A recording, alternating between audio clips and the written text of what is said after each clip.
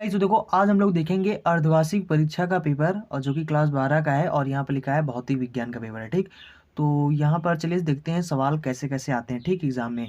तो देखो यहाँ पर बहुविकल्पी में पहला सवाल है जो आपका लिखा है वैद्युत क्षेत्र का मात्रक। यहाँ पर आपसे पूछा जा रहा है वैद्युत क्षेत्र का मात्रक। यहाँ पर चार विकल्प है, आपको जो सही है वो चीज़ आपको बताना है। ठीक, तो यहाँ पर वैद्युत क्षेत्र का जो मात्रक होता है वो होता है न्यूटन कूलम। तो आपका ये सा नंबर सही हो जाएगा। ठीक, तो ये हो जाएगा। उसके बाद है 5 सेंटीमीटर त्रिज्या वाले धातु के खोखले गोले के पृष्ठ पर वैद्युत विभव 50 वोल्ट है। गोले के केंद्र पर विभव क्या होगा? तो गोले के केंद्र पर जो विभव होता है वो क्या होता है? हमेशा शून्य होता है। ठीक, तो ये शून्य हो जाएगा। उसके बाद है किसी वैद्युत रोधी माध्यम का जो यानी परावैद्युतांक के है वो कितना हो सकता है? तो वो कितना हो सकता है, देखो आप यहाँ पर हमेशा याद रखना कि जो विद्युत रोधी माध्यम का जो परावैद्युतांक होता है वो के से कभी भी छोटा नहीं हो सकता। ठीक, के से कभी भी छोटा नहीं हो सकता, यानी कि हमेशा जो परावैद्युतांक होता है जो के होता है वो हमेशा एक से बड़ा होता है। ठीक, अगर वो एक से छोटा नहीं हो सकता है तो यहाँ पर देखो जीरो क्या है, एक से छोटा है।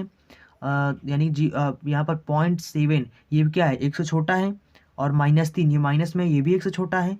तो ये 6 है और यानी ये एक से बड़ा है। इसका मतलब ये हमारा ऑप्शन सही है। ठीक, तो कभी भी परावैद्युतांक जो होता है वो एक से छोटा नहीं हो सकता है, बाकी सब छोटे हैं, ये बड़ा है। तो ये हो गया हमारा आंसर। ठीक, तो उसके बाद घ नंबर जो सवाल है, जब एक वर्णीय प्रकाश निर्वात से किसी माध्यम में प्रवेश करता है तो प्रकाश का कौन सा अभिलक्षण अपरिवर्तित रहता है? ठीक, तो यहाँ पर जो है माध्यम में प्रकाश की चाल जो होता है v बराबर क्या होता है, यहाँ पर n लेमडा होता है, अपवर्तनांक n हो जाता है और तरंग दैर्ध्य होता है आपका यानी हो जाता है। ठीक, देखो ये कहने का मतलब तीव्रता भी नहीं, मतलब तीव्रता पर डिपेंड करता है।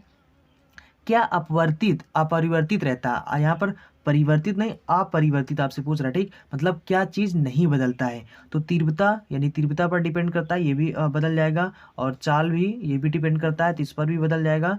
और आवृत्ति और तरंग तरंग दैर्ध्य भी देखो होता है ना, लेमडा होता है, उस पर भी ये मतलब कि निर्भर करता है, तो इसलिए ये भी नहीं हो सकता है। तो यानी कि हमारा जो ऑप्शन है वो आवृत्ति है। ठीक, तो ये हमारा आंसर हो जाएगा। ठीक, तो इसका जो आंसर होगा वो आवृत्ति हो जाएगा।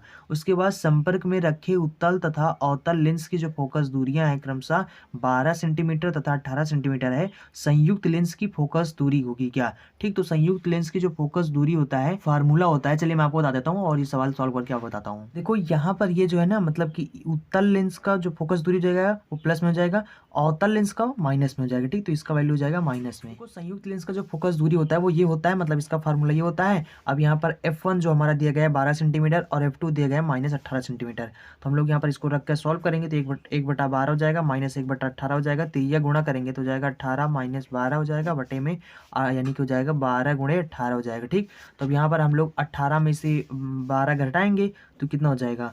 तो ये जो हो जाएगा हमारा यहाँ पर घटाएंगे तो बचेगा 6 और बटे में 12 गुणे में 18 हो जाएगा। ठीक है, और यहाँ पर जाएगा 6 × 18 और यहाँ पर हो जाएगा 1 बटे में 12 3 36 हो जाएगा। और यहाँ पर हम लोग इसको क्या करेंगे, तिरिया गुणा कर देंगे तो ये हो जाएगा हमारा f बराबर हो जाएगा 36 सेंटीमीटर।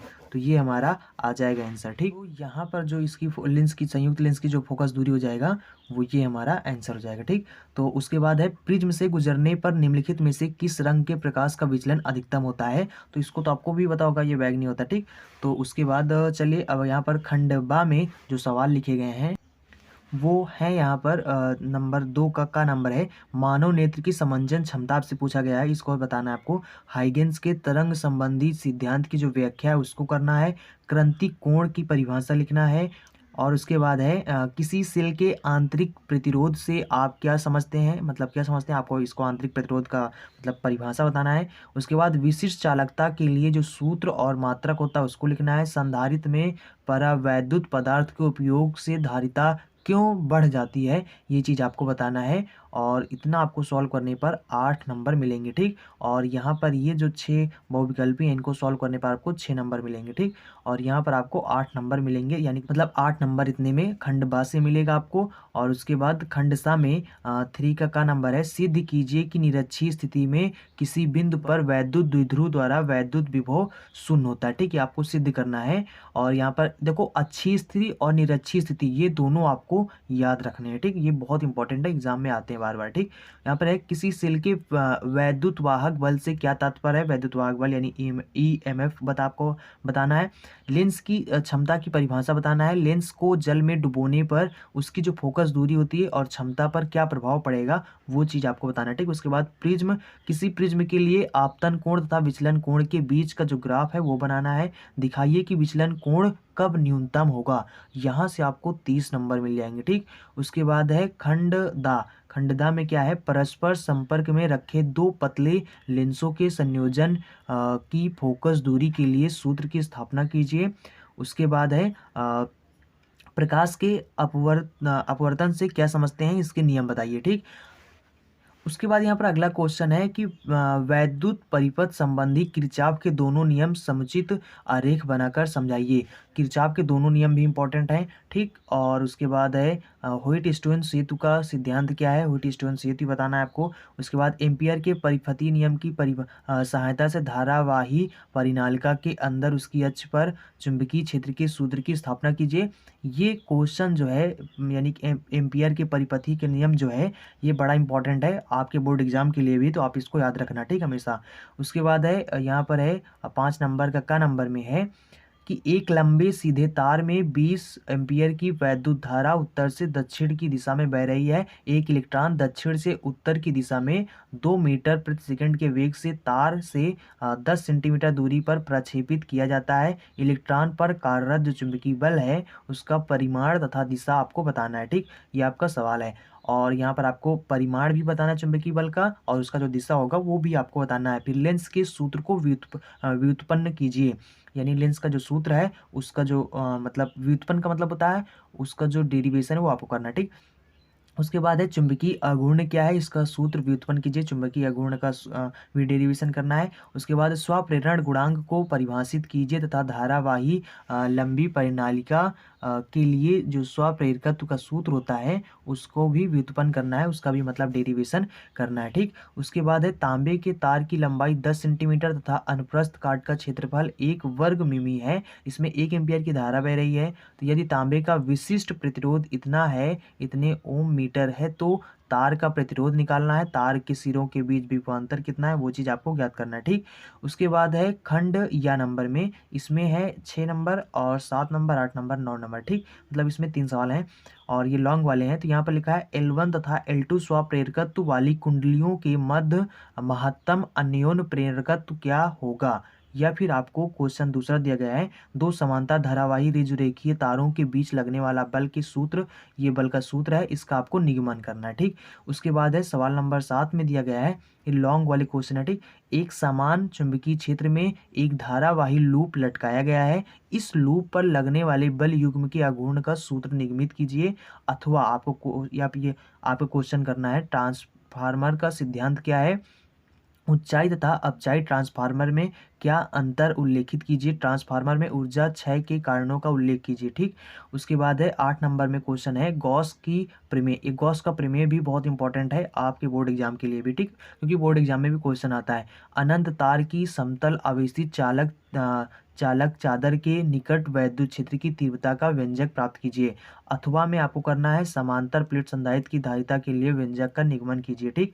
उसके बाद है सवाल नंबर 9 में किसी परावर्तक दूरदर्शी का किरण पथ खींचकर उसमें प्रतिबिंब का बनना समझाइए तथा अपवर्ती की तुलना में ये क्यों उत्कृष्ट होता है। अथवा में क्वेश्चन लिखा है किसी संयुक्त सूक्ष्मदर्शी में 2 सेंटीमीटर फोकस दूरी का एक अभिदृश्यक लेंस तथा 6.25 सेंटीमीटर फोकस दूरी का नेत्रिका लेंस एवं एक दूसरे से 15 सेंटीमीटर की दूरी पर लगे हैं। किसी वस्तु का अभिदृश्यक लेंस से कितनी दूरी पर रखा जाए कि अंतिम प्रतिबिंब जो है स्पष्ट दृष्टि की न्यूनतम दूरी 25 सेंटीमीटर जो कि होता है पर बने। इसके लिए आवर्धन क्षमता भी ज्ञात कीजिए।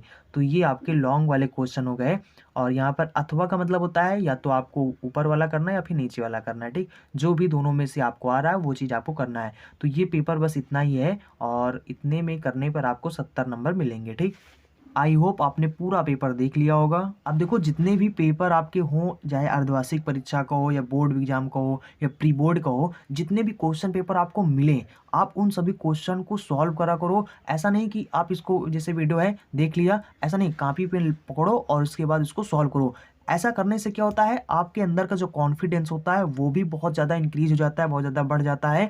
और उसके साथ ही साथ आपको जो क्वेश्चन होते हैं वो भी याद हो जाते हैं, जो क्वेश्चन आप भूल रहे होते हैं। जैसे कि अब आपको मान लो आपको पता है कि आपने एक बार पढ़ लिया, आपको आपने एक बार मान लिया याद कर लिया कि एम्पियर के परिपति नियम ये होता है। अब उसके बाद मान लिया कि आप 2-4 दिन बाद आपको दिख रहा है, तो आपको ऐसा लग रहा है कि अरे ये तो मुझे आता है, आता है मतलब, ठीक।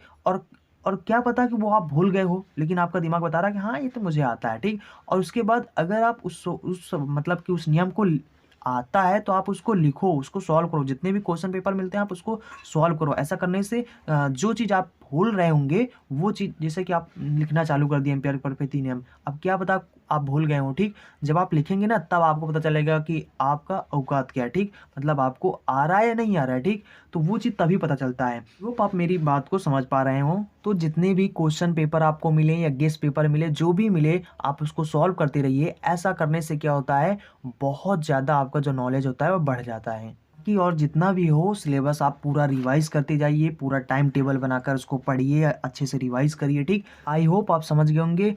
सो चलते हैं, मिलेंगे अगले वीडियो में। अगर आपने अभी तक हमारे चैनल को सब्सक्राइब नहीं किया है तो चैनल को सब्सक्राइब कर लें, क्योंकि यहाँ पर डेली इस तरह के एजुकेशनल वीडियो मिलते रहते हैं। और अगर आपने अभी तक इस वीडियो को लाइक नहीं किया तो वीडियो को लाइक कर दें। और उसके बाद आप इंस्टाग्राम पर जाना, वहाँ पर आप हमें अगर फॉलो अभी तक नहीं किए हैं तो सभी लोग इंस्टाग्राम पर जाकर हमें फॉलो कर लें। वहाँ पर आप सर्च करना है टॉपिक नॉलेज, तो आपको वहाँ पर मेरा चैनल मिल जाएगा। तो वहाँ पर जाकर सभी लोग हमें फॉलो कर लीजिए, ठीक। पर इसी तरीके के जो क्वेश्चन पेपर होंगे वो हम आपको वहाँ पर अपलोड कर देंगे, ठीक। तो वहाँ पर आप इसका देख सकते हैं। आई होप आप समझ गए होंगे। So thanks for watching and see you again in next video.